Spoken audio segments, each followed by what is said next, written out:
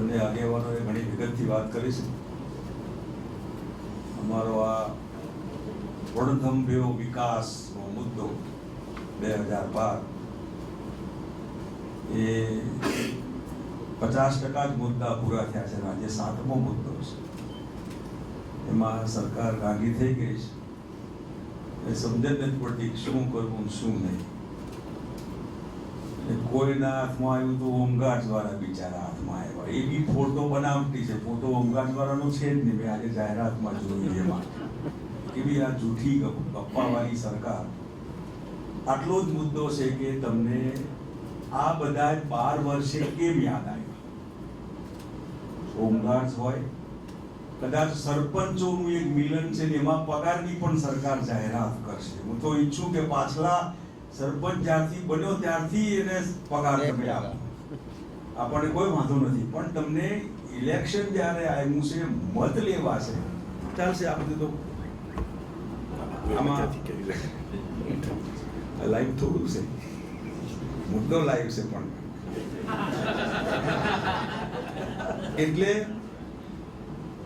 આ બધામાં મત લેવા માટે તમે જો 12 વર્ષે કોઈને યાદ કરો તો આ ગુજરાત છે, સમજદાર નાગરિકો છે, બધા એ સમજે છે કે મત માટે આ અમને નાનકડું પતકડું એ હોમગાર્ડ હોય, કાલે સરપંચોની જાહેરાત પગાર નહીં કરે, ભલે કરે, લોકોનું આબાને બી ભલું થતું હોય, પણ આપણે ઈચ્છીએ કે સાચી દાનતથી ભલું કરે.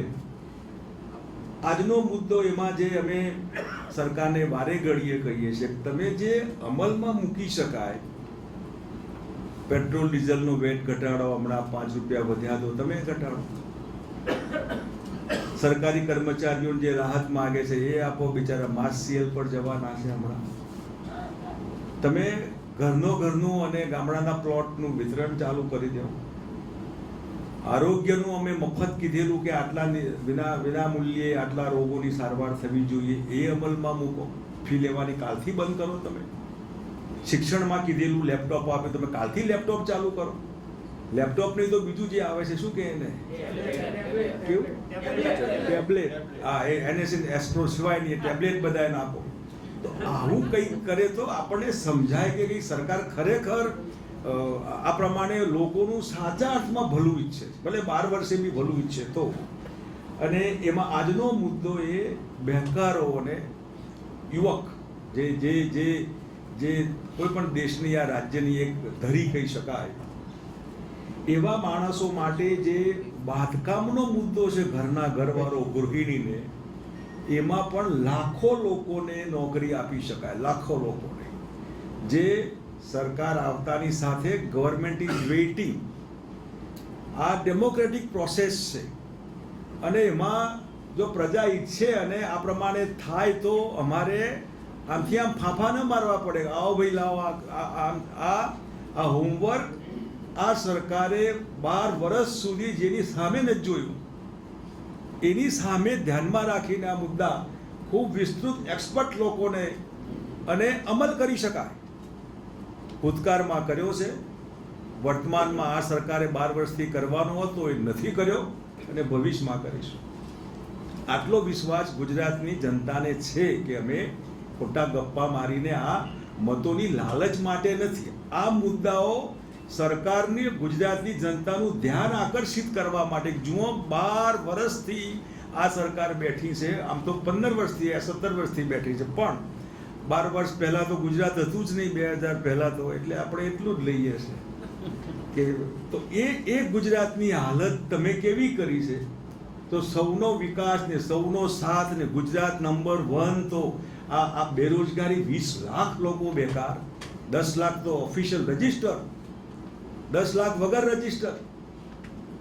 કૂદકે ને ભૂસકે નંબર 1માં બેકારીમાં વધતું જાય છે. ગપ્પા જુઓ આ સરકાર, સસ્તી લોકપ્રિયતાવાળી આ સરકાર. 2003માં જે અધિકારીના દિમાગમાં વાઇબ્રન્ટ આવ્યું, એ અધિકારીનો હિસાબ તો જ્યારે વારો આવશે ત્યારે એનો કરીશું આપણે, કે હવે તું વાઇબ્રન્ટ થા. 3, 5, 7, 9 ને 11 આમાં સરકારની જાહેરાતો કે 3માં આટલા લાખ લોકોને રોજગારી મળશે ને આટલું મૂડી રોકાણ. પાંચમાં આટલા લાખ લોકોને રોજગારી મળશે ને આટલું મૂડી રોકાણ, સાતમાં આટલા, નવમાં આટલા, 11માં આટલા લાખ લોકોને રોજગારી મળશે, આટલા કરોડનું મૂડી રોકાણ. હું 12 વર્ષે આ ગુજરાત સરકાર પાસે આનું વ્હાઇટ પેપર બહાર પાડે એવી માગણી કરું છું. તમે જો પ્રમાણિક હોય ને સાચા હોય તો આ બેકારી દૂર કરવામાં 12 મહિના એટલે આજે 11 પૂરું થયું તો એનો આંકડો 47 લાખ પહોંચે છે. આ ભાષણોના ગપ્પા 47 લાખ લોકોને નોકરી મળી ગઈ હોવી જોઈએ સરકારની જાહેરાતો પ્રમાણે. અને વાઇબ્રન્ટનું મૂડીરોકાણ કરોડોનું એના બદલે કદાચ 9-10% બી વાઇબ્રન્ટનું મૂડીરોકાણ નથી થયું. ઇમ્પ્લિમેન્ટેશન પ્રોજેક્ટ થવું જોઈએ. અને બેકારી કદાચ સરકારના આંકડા 1.5-2 લાખથી વધારે નહીં હોય, કારણ કે આ 20 લાખ બેકાર કેમ છે આ બધા? જો 47 લાખ લોકોને નોકરી આપવાના વાયદા ગપ્પા તમે માર્યા હોય તો આ બેકાર એક બી ન રહેવો જોઈએ. એની સાથે સાથે જે મોટરસાયકલ વાળી વાત કરી, એક માણસ આફ્રિકા ગયો છે ને એ હમણે મળ્યો. આ બધા જે સામે જે પબ્લિકમાંથી ફીડબેક આવે છે કે સાહેબ તમે આ મારી મોટરસાયકલની એજન્સી છે, આ મંદીમાં મોટા ભાગના લોકો મોટરસાયકલ 2 વ્હીલર પસંદ કરે છે, એવરેજ સારું આવે. તમે કંઈ ન કરો, અમે બી એને લોન મળે એની વ્યવસ્થા કરીએ છીએ. એટલે ફાઇનાન્શિયલ ઇન્સ્ટિટ્યૂટ લોન આપશે એને, કમસે કમ સરકાર વ્યાજ આપે એનું, જે 10-11-12% જે થતું હોય એમાં બેકારીના ધ્યાનમાં રાખીને. એટલે જે કંઈ 45 વર્ષની ઉંમરનો, 18 થી 20 થી 45 વર્ષની ઉંમરનો માણસ જે મોટરસાયકલ વાપરે છે, જે ગામડામાં લેબર કોન્ટ્રાક્ટર ફટાક લઈને જાય છે, ઇલેક્ટ્રિક રિપેરર, મારો ડ્રાઈવર મોટરસાયકલ લઈને ગાંધીનગર આવે, સ્વીપર મોટરસાયકલ લઈને બૈરીને બેસાડીને કામ કરવા જાય. હવે આ બધાનો ધ્યાનમાં રાખીને કમસે કમ સરકાર વ્યાજની માફી આપે, એટલે વ્યાજની ચિંતા કરે. ફાઇનાન્શિયલ ઇન્સ્ટિટ્યૂટ આપશે લોન, હપ્તા એ લેશે, એના 10-20-25% જે ભરવાના છે એ બી એ બધું ભરશે. આટલું બી બર્ડન તમે ઓછું કરો તો બહુ મોટા આશીર્વાદ. તો અમે બધાએ વિચાર કર્યો કે આ જવાબદારી સરકાર લેશે અને જે એવરેજના હિસાબે ગામડાનો કે જે રૂરલ પોઈન્ટ ઉપર માણસ હોય જેને એકથી બીજા ઠેકાણે 10-15-20 કિલોમીટર જવું આવવું હોય તો આરામથી જઈ શકે, એને રાહત આપવાનો આપણે અમે એક વિચાર કર્યો છે. આની સાથે સાથે જે કંઈ સરકારની ગપ્પાવાળી જાહેરાતો, આપણે ઈચ્છીએ કે સરકારને સદબુદ્ધિ મળે, કારણ કે ભાતના હબની જાહેરાતો થઈ છે. ગુજરાત મોટરમાં ને એમાં એટલે ઓટોમોબાઈલમાં હબ બનશે ને ગુજરાત સિંગાપુર બનશે. તમે ચકલી ખોલજો ને તેલ આવશે, બટાકાનો અહીં જો ઇન્ટરનેશનલ કંપની આવશે, ચિપ્સ ને વેફર. તમે બટેટા, ડીસાના ખેડૂતો રોડ ઉપર બટેટા વેરી નાખ્યા બિચારા હોય. મારી બહેનો તમે કાગળ લખજો ભાઈ, બહેનો હોદે છે કે ભાઈ રક્ષાબંધન ગયું એમને એમ. તમે એક દિવસ જાગો, તમે હજી ઉજાગરા ઉનાળામાં તો હુઈ રહો ધાબા ઉપર, ખબર પડે તમને. આવી વાહિયાત વાતો પબ્લિક સમજી ગઈ છે કે આ ગપ્પાવાળી ગપોડી જૂઠી ભારતીય જૂઠી પાર્ટી, જનતા પાર્ટી નહીં, ભાજપા છે. એટલે એ જૂઠી પાર્ટીને લોકો સમજી ગયા કે આ ફક્ત ગપ્પાને ખપતપ્પા. અને ક્યાંક આવી જાહેરાતો આ સરપંચોની થાય યા જે બિચારા આમની થઈ, તો કમસે કમ એની સાથે સાથે આંગણવાડીવાળી બહેનોની જાહેરાત કરો, મધ્યાહન ભોજન યોજના વાળા છે એમના પગારની જાહેરાત કરો. આમને 400% કર્યા હતા, કમસે કમ 50% તો કરો એમના. મિનિમમ વેજ તો આપો મહિનાનો.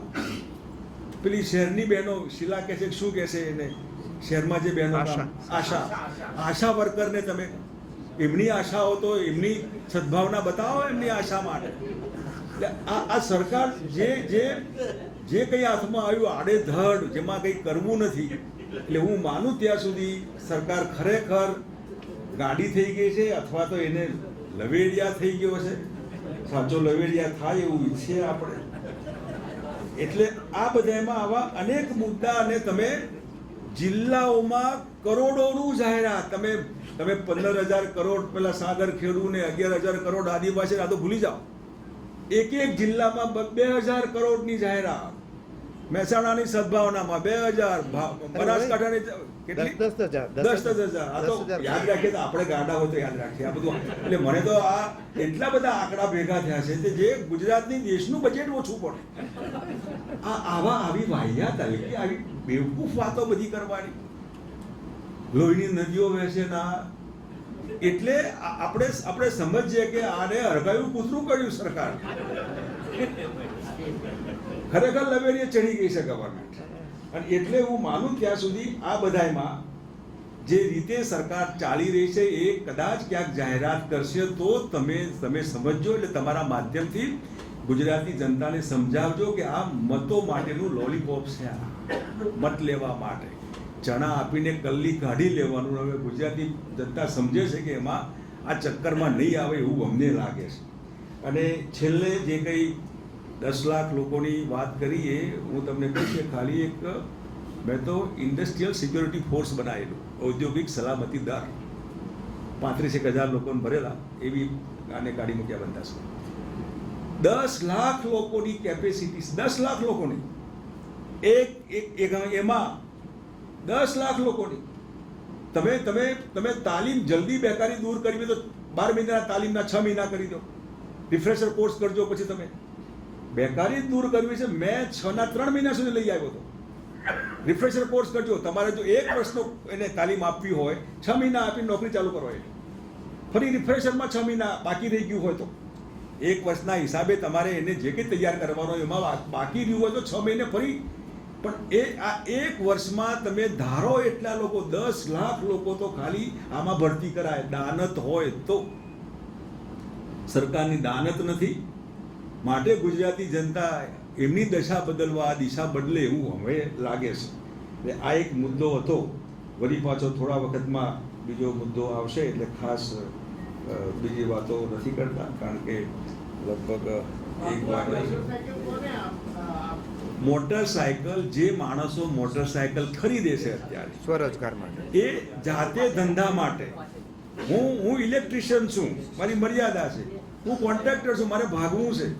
હું ડ્રાઇવિંગ કરું છું, મારે જવું છે 10 કિલોમીટર દૂર, વગેરે વગેરે. એટલે બહુ સામાન્ય માણસ માટે, સામાન્ય લગભગ 20 થી 45 વર્ષની ઉંમરવાળો નીડી માણસ રોજગાર માટે. ધન્યવાદ. એ બેંકેબલ છે, બેંક વાળા આપે જ છે, ખાલી વ્યાજ સરકાર.